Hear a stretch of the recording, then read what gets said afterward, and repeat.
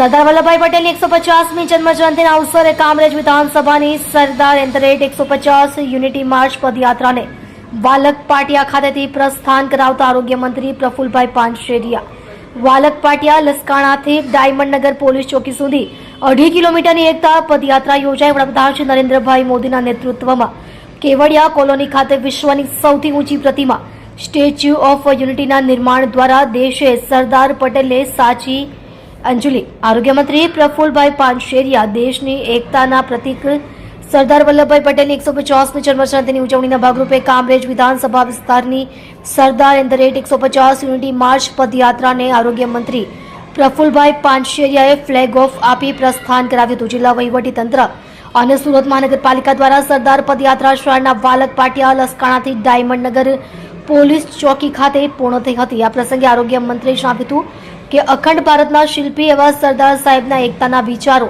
જન જન સુધી પહોંચાડવાની માટે સમગ્ર રાજ્યમાં પદયાત્રા યોજાઈ રહી છે. અનેક સમરસ સમાજનું નિર્માણ થાય તે માટે યુનિટી માર્ચના માધ્યમથી તમામ વર્ગોને સાંકળી રાજ્યભરમાં યુનિટી માર્ચનું આયોજન કરવામાં આવ્યું છે. તેમણે વધુમાં કહ્યું કે વડાપ્રધાન શ્રી નરેન્દ્ર મોદીએ સરદાર સાહેબની સ્મૃતિ ચિરંજીવ રહે તે માટે નર્મદા જિલ્લાના એકતા નગર કેવડિયા કોલોની ખાતે સ્ટેચ્યુ ઓફ યુનિટીનું નિર્માણ કરાયું છે. સરદાર એટલે સમરસતા, પ્રમાણિકતાનું શ્રેષ્ઠતમ ઉદાહરણ, સમર્પણ અને રાષ્ટ્રની પ્રથમ ભાવના સાથે કાર્ય કરનારા મહાપુરુષ હતા. મેયર શ્રી દક્ષેશ મહાવાણીએ જણાવ્યું હતું કે સરદાર વલ્લભભાઈ પટેલે રાષ્ટ્રીય એકતાનો વારસો આપ્યો છે, જેને આપણે સૌએ સાથે મળીને આગળ વધારવાનો છે. આપણે સૌથી મોટી લોકશાહીનું ગૌરવ લઈએ છીએ. તેના મૂળમાં સરદાર પટેલે એક સૂત્રમાં પરોવેલા તમામ રજવાડાઓનો રાષ્ટ્ર એકતાનો વારસો છે.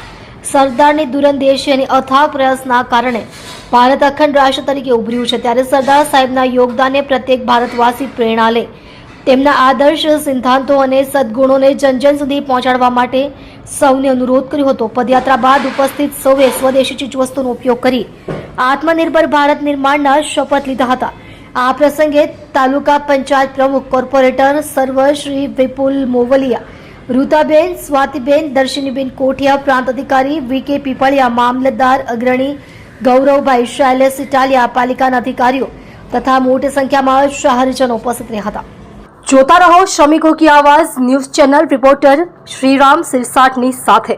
શ્રમિકોને કોઈ પણ સમસ્યા હોય તો ઉધના 3 રસ્તા વિમલ ગાર્મેન્ટ્સના ઉપર ઓફિસ પર સંપર્ક કરવો.